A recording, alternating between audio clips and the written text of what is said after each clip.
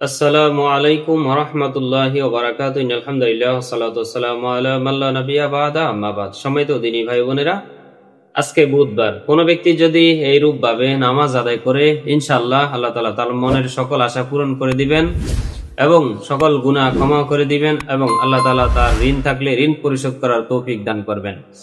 এইভাবে যদি আপনি নামাজ পড়তে পারেন, ইনশাআল্লাহ আল্লাহ তাআলা আপনাকে ধনী বানিয়ে দিবে এবং আপনার তওবা কবুল করে নিবে, সকল গুনাহ মাফ করে দিবে। তাই ভিডিওটি শুরু থেকে শেষ পর্যন্ত দেখার অনুরোধ রইল।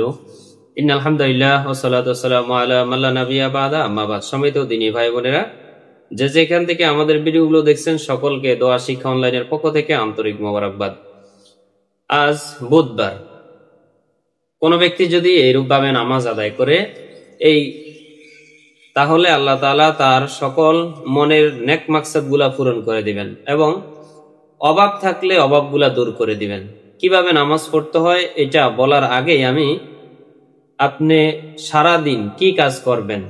আজকে তো বুধবার, এই বুধবারে কোন কোন সময় কোন কোন টাইমে আপনি কোন কোন আমল করতে পারেন, 7টি যদি আমল আপনি সব সময় করতে পারেন, ইনশাআল্লাহ আপনার মৃত্যু হবে জান্নাতি মৃত্যু, আপনার মৃত্যু হবে ইমানদারি মৃত্যু। আমি বলে নিচ্ছি। সর্বপ্রথম হলো ফজরের পর কোরআন তেলাওয়াত করা। ফজরের পর যদি কোনো ব্যক্তি সূরা ইয়াসিন তেলাওয়াত করে, আল্লাহ তাআলা ওই দিনের জিম্মাদার হয়ে যান। অর্থাৎ ওই দিন তার যা যা প্রয়োজন হবে এবং যা যা কিছু দরকার হবে সবকিছু আল্লাহ তাআলা মিটিয়ে দিবেন। এবং ওই দিনে যদি সে অসুস্থ হওয়ার সম্ভাবনা থাকে অথবা ওই দিনে যদি তার অ্যাক্সিডেন্ট করার সম্ভাবনা থাকে, তাহলে আল্লাহ তাআলা ওই জিনিসগুলা তার থেকে সরিয়ে নেন। সুবহানাল্লাহ। তাহলে এক নম্বর কাজ যেটি হলো ফজরের পরে আমাকে করতে হবে, সেটি হলো কোরআন তেলাওয়াত করতে হবে। অর্থাৎ কোরআন যদি না পারেন তাহলে কমপক্ষে যে সূরাগুলা রয়েছে সূরাগুলা তেলাওয়াত করবেন। এটাও যদি না পারেন তাহলে আপনি কোরআন তেলাওয়াত শুনবেন। নাম্বার 2, ইশরাক বা চাশতের নামাজ পড়বেন। সূর্য উদিত হওয়ার পরে, এখন সম্ভবত সূর্য উদিত হয় 6টা 10 কিংবা 15-র দিকে। সূর্য উদিত হওয়ার পরে আপনি 6:30টার দিকে বা 7টার দিকে আপনি চাশতের নামাজ পড়তে পারেন। চাশতের নামাজ নফল নামাজ, এটি অন্যান্য নামাজের মতনই, অন্যান্য যে নামাজ যেভাবে পড়েন ঠিক এটি আপনি ওভাবেই পড়বেন। যে 2 রাকাত পড়বেন, 2 রাকাত করে পড়বেন। 2 রাকাত পড়তে পারেন, 4 রাকাত পড়তে পারেন, 6 রাকাত পড়তে পারেন, 8 রাকাতও কি পড়তে পারেন। তাহলে চাশতের নামাজ পড়বো। কিভাবে পড়বো আমি বলে দিচ্ছি। প্রথম রাকাতে সূরা ফাতিহা তেলাওয়াত করব। এরপরে মনে করেন সূরা ফিল নিলাম, আলাম তারা নিলাম। আমি সূরা ফাতিহার পরে আলহামদু সূরার পরে আলাম তারা কাইফা ফাআলা রাব্বুকা বিআসহাবিল ফিল, এই সূরাটি সম্পূর্ণভাবে তেলাওয়াত করলাম। এরপরে রুকুতে গেলাম, সিজদা করলাম, তারপরে আবার উঠে দাঁড়াইলাম। এরপরে আবার সূরা ফাতিহা পড়লাম, আলহামদুলিল্লাহি রাব্বিল আলামিন সূরা শেষ করার পরে বিসমিল্লাহর সাথে অন্য একটা সূরা, যেমন এরপরে আপনি এর নিচের দিকে যে সমস্ত সূরাগুলা রয়েছে, সূরা কুরাইশ অথবা ইন্না তয়না, কুল হুয়াল্লাহ, যেই সব সূরাগুলা রয়েছে এই সব সূরাগুলা যে কোনো একটি পড়তে পারেন, কোনো সমস্যা নাই। এভাবে আপনি চাশতের নামাজ আদায় করতে পারেন। চাশতের নামাজ আদায় করলে কি হয়? চাশতের নামাজ আদায় করলে আল্লাহ তাআলা বরকত দেন। চাশতের নামাজ আদায় করলে আল্লাহ তাআলা শরীরে যে রোগ ব্যাধি রয়েছে এই রোগ ব্যাধি থেকে আল্লাহ তাআলা শিফা দান করেন। চাশতের নামাজ আদায় করলে ঘরের ভিতরে যদি অশান্তি থাকে আল্লাহ তাআলা অশান্তি দূর করে দেন। চাশতের নামাজ যদি আপনি পড়েন তাহলে আল্লাহ তাআলার কাছে চাশতের নামাজ পড়ে দোয়া করলে আল্লাহ তাআলা সঙ্গে সঙ্গে আপনার দোয়া কবুল করে নেয়। আরেকটি মূল বিষয় হলো, এটি একটু পরে বলতেছি। তাহলে 2 নম্বর হলো চাশতের নামাজ পড়বেন। নাম্বার 3, ইস্তিগফার পড়বেন। বেশি বেশি করে ইস্তিগফার পড়বেন।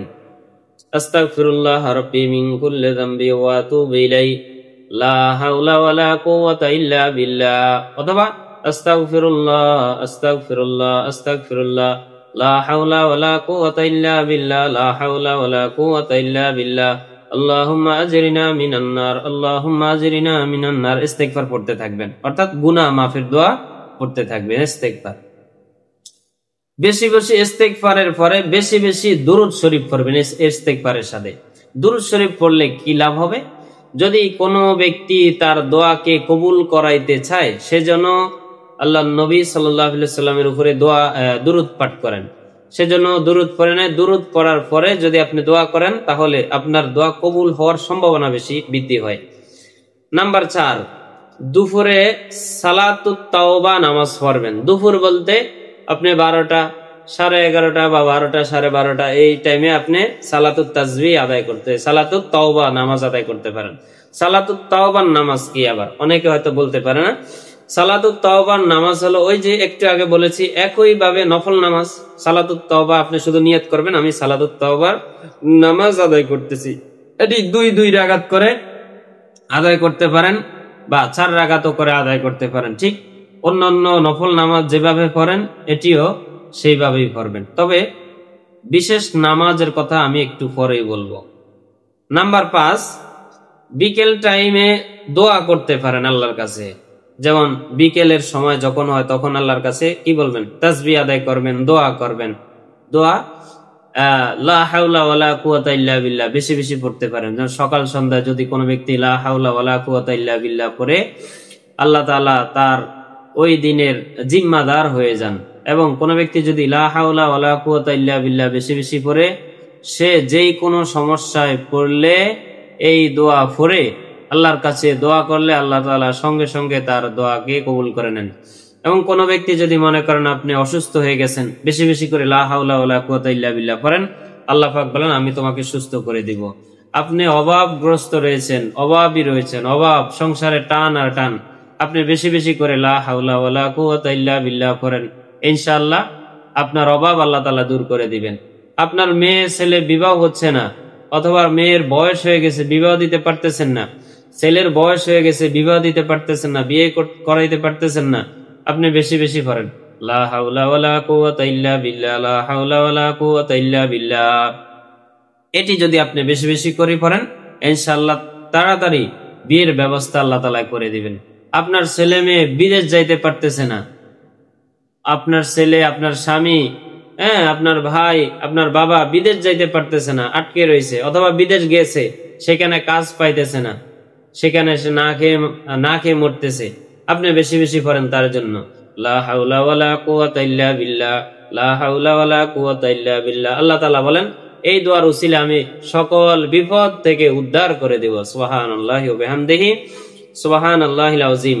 এটাকে অনেক উলামায়ে কেরাম এই যে লা হাওলা ওয়ালা কুওয়াতা ইল্লা বিল্লাহ আমাদের কাছে স্যাম্পল একটা দোয়া হইতে পারে না, এটার ফজিলত অনেক অনেক অনেক বেশি রয়েছে। অনেক উলামায়ে কেরাম বলতেছেন যে লা হাওলা ওয়ালা কুওয়াতা ইল্লা বিল্লাহ এটি হলো সকল সমস্যার একটি তাবিজ, সকল সমস্যার মহা ঔষধ, সকল সমস্যা একটি মহা তাবিজ। তাবিজ ব্যবহার করেন অনেকে, এটা একটা তাবিজ। আপনি লা হাওলা ওয়ালা কুওয়াতা ইল্লা বিল্লাহ পড়েন, চাকরি হচ্ছে না তো চাকরি হয়ে যাবে। আপনার ব্যবসার ভিতরে লস খাইতেছেন, লস হচ্ছে, ব্যবসা উন্নত করতে পারতেছেন না, আপনি বেশি বেশি পড়েন, তাসবিহ পড়েন লা হাওলা ওয়ালা কুওয়াতা ইল্লা বিল্লাহ, লা হাওলা ওয়ালা কুওয়াতা ইল্লা বিল্লাহ, লা হাওলা ওয়ালা কুওয়াতা ইল্লা বিল্লাহ, হয়ে যাবে ইনশাআল্লাহ। এক ব্যক্তি আসলো এক আলেমের কাছে, এসে বললেন আমার সংসারে অনেক অভাব অনাটন রয়েছে, আমাকে এমন একটা তাসবিহ আদায় পড়তে দেন, এমন একটা মন্ত্র শিখিয়ে দেন যে মন্ত্রটা আমি পড়লে আমার সংসারে অভাব অনাটন দূর হয়ে যাবে। তিনি বলেন তুমি পড়ো লা হাওলা ওয়ালা কুওয়াতা ইল্লা বিল্লাহ। কয়টা তো পারি, কয়টা নিয়মিত সকালে 100 বার, বিকালে 100 বার পড়ো, সকালে 100 বার, সন্ধ্যা 100 বার পড়ো, প্রতি নামাজের পরে 100 বার 100 বার করে পড়ো। এই নিয়মগুলো আদায় করো, হয়তো সকাল সন্ধ্যা 100 বার, অথবা প্রতি নামাজের পর 100 বার, তাহলে কত 5 ওয়াক্ত নামাজের পরে 500 বার হয়ে গেল। ঠিক আছে, সকাল সন্ধ্যায় রইলো, বাড়তিও নামাজ পড়া হইলো, সেখানেও তাসবিহ গুলো আদায় করা হলো। আচ্ছা ঠিক আছে। এরপরে কিছুদিন যাওয়ার পরে ওই ব্যক্তির ঘরের পাশ দিয়ে ওই আলেম যাচ্ছে, আর দেখতেছে ওখানে 2-3 তলাওয়ালা একটা বাড়ি, বিল্ডিং। বলতেছে এই বাড়িটা কার? বললো অমুকের। অমুকে না আমার কাছে গেল এমন করার জন্য। কয় হ্যাঁ তো এখন কোটিপতি, সে এখন বিশাল বড় ব্যবসা হয়ে গেছে, বাহিরে থাকে, বিদেশ থাকে। এর সত্যি একটা ঘটনা বাংলাদেশে। তো এরকম লা হাওলা ওয়ালা কুওয়াতা ইল্লা বিল্লাহ অনেক উলামায়ে কেরাম বলতেছেন এটি মহান একটি তাবিজ। এই তাবিজ দিয়ে আপনি যেই কোনো সমস্যার সমাধান করতে পারবেন। সেটি হলো লা হাওলা ওয়ালা কুওয়াতা ইল্লা বিল্লাহ। তারপরে নাম্বার 6, সালাতুত তাসবিহ নামাজ আদায় করেন। সালাতুত তাসবিহ নামাজ আদায় করেন। অনেকেই পড়ে, যখন বিশেষ করে অনেক মুরব্বীরা সালাতুত তাসবিহ নামাজ আদায় করে, পরে যদি কোনো ব্যক্তি যদি সালাতুত তাসবিহ নামাজ আদায় করে, ইনশাআল্লাহ আল্লাহ তাআলা সকল গুনাহ তার ক্ষমা করে দিবেন। সুবহানাল্লাহ। আমরা তো চাই যে আমরা নামাজ পড়ি, আমাদের সকল গুনাহ মোচন হয়ে যাক, সকল গুনাহ ক্ষমা হয়ে যাক। কোনো ব্যক্তি সালাতুত তাসবিহ আদায় করলে তার আল্লাহ তাআলা সকল গুনাহ ক্ষমা করে দিবেন। 7, 5 ওয়াক্ত নামাজ নিয়মিত পড়েন। একটা কথা মনে রাখবেন, আপনার নামাজ না পড়ে যদি লা হাওলা ওয়ালা কুওয়াতা ইল্লা বিল্লাহ পড়েন, কোনো কাজে আসবে? আল্লাহ রাসূল সাল্লাল্লাহু আলাইহি ওয়াসাল্লাম হাদিস শরীফে ইরশাদ করেন, কিয়ামতের দিন যে ব্যক্তির নামাজ ঠিক হবে সেই ব্যক্তির অন্যান্য বিষয়গুলো ঠিক হয়ে যাবে। আর যে ব্যক্তির নামাজ ঠিক হবে না, কিয়ামতের দিন যে ব্যক্তির নামাজ ঠিক হবে না, অন্যান্য জিনিসও তার ঠিক বলে গণ্য হবে না, যদিও সে আদায় করে। এজন্য আমরা বেশি বেশি করে এই তাসবিহ গুলা আদায় করবো। এবং যে 7টি জিনিসের কথা বলেছি, এই 7টি আমি সংক্ষিপ্ত ভাবে বলে নিচ্ছি। ফজরের পরে কোরআন তেলাওয়াত, অত্যন্ত একটা সূরা। এরপরে 2 নম্বর, চাশতের নামাজ পড়বেন, কমপক্ষে 2 রাকাত, 4 রাকাত, 8 রাকাত পর্যন্ত করতে পারেন। 3, ইস্তিগফার পড়বেন বেশি বেশি করে। 4, দুপুরে সালাতুত তাওবা নামাজ পড়বেন। 5, বিকেল টাইমে সকাল সন্ধ্যায় দোয়া পড়বেন, লা হাওলা ওয়ালা কুওয়াতা ইল্লা বিল্লাহ। 6, সালাতুত তাসবিহ আদায় করবেন। 7, 5 ওয়াক্ত নামাজ নিয়মিত পড়বেন। 5 ওয়াক্ত নামাজ নিয়মিত যদি পড়েন, ইনশাআল্লাহ আপনার সকল সমস্যার সমাধান আল্লাহ তাআলা এমনিই করে নিবে। কিন্তু আমরা অনেকে জানি, নামাজ পড়ি, কিন্তু সমস্যার সমাধান হচ্ছে না। কেন হচ্ছে না? ওই যে আপনি কিছু নিয়ম নীতি মানেন না, যার কারণে কিছু এমন দোয়া আল্লাহ রাসূল শিখে দিয়ে গেছে, বা আল্লাহ তাআলা তিনাকে শিক্ষা দিয়েছেন, যেই জিনিস দোয়ার মাধ্যমে, পাশাপাশি নামাজের পাশাপাশি দোয়ার মাধ্যমে আল্লাহ তাআলা সকল সমস্যার সমাধান রেখেছেন।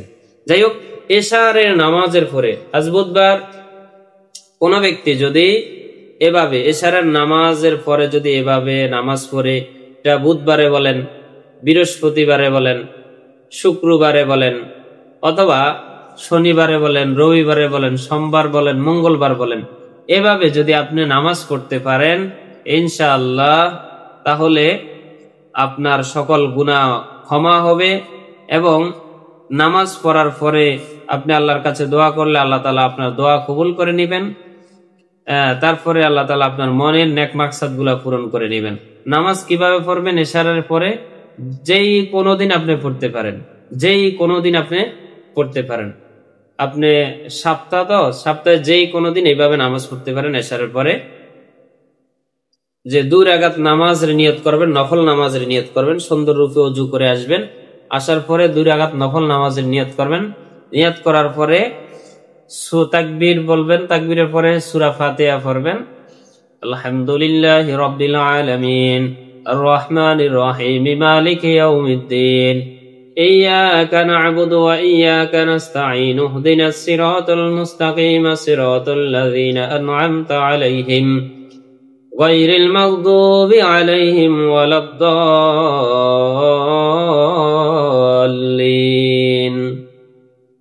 এরপরে পড়বেন বিসমিল্লাহির রহমানির রহিম, আলাম তারা কাইফা ফাআলা রাব্বুকা বিআসহাবিল ফিল, আলাম ইয়াজআল কাইদাহুম ফি তাদলিল, ওয়া আরসালা আলাইহিম তায়রান আবাবিল তারমিহিম বিহিজারাতিন মিন সিজিল ফাজআলাহুম কাআসফিন মাকুল। রুকুতে যাইবেন, তাসবিহ আদায় করবেন, সেজদাতে যাইবেন, তাসবিহ আদায় করবেন, উঠবেন, আবার সূরা ফাতিহা পড়বেন, আবার অন্য একটা সূরা পড়বেন। পড়ার পরে এই তাশাহুদে বসবেন, অর্থাৎ শেষ বৈঠকে বসবেন। বসার পরে সালাম ফিরাইবেন, সালাম ফিরানোর পরে আপনি দোয়া করবেন। বিশেষ করে 500 বার লা হাওলা ওয়ালা কুওয়াতা ইল্লা বিল্লাহ পড়বেন। 7 বার পড়বেন লা ইলাহা ইল্লাল্লাহু ওয়াহদাহু লা শারীকা লাহু, লাহুল মুলকু ওয়া লাহুল হামদু, ইহয়ী ওয়া ইউমীতু বিয়াদিল খাইর ওয়া হুয়া আলা কুল্লি শাইইন কাদির। 7 বার পড়বেন ইলাহুকুম ইলাহু ওয়াহিদ লা ইলাহা ইল্লা হুয়ার রহমানুর রহিম, ইলাহুকুম ইলাহু ওয়াহিদ লা ইলাহা ইল্লা হুয়ার রহমানুর রহিম। এইভাবে নামাজ পড়ে আল্লাহর কাছে দোয়া করলে আল্লাহ আপনার সকল মনের নেক মাকসাদ গুলা পূরণ করে দিবেন। আল্লাহ রাসূল বলেন, ইলাহুকুম ইলাহু ওয়াহিদ লা ইলাহা ইল্লা হুয়ার রহমানুর রহিম। এই নামটি ধরে, এই নামটি পড়ে যদি কোনো ব্যক্তি দোয়া করে, আল্লাহ তাআলা সঙ্গে সঙ্গে তার দোয়া কবুল করে নেবেন। তাই এভাবে নামাজ পড়ুন। নামাজ পড়লে তবে একটা কথা মনে রাখতে হবে, নামাজ যে পড়বেন আপনার সূরাগুলা যেন শুদ্ধ হয়, আপনার কিরাআতগুলা যেন শুদ্ধ হয়, সূরা ফাতিহাটা যেন শুদ্ধ হয়।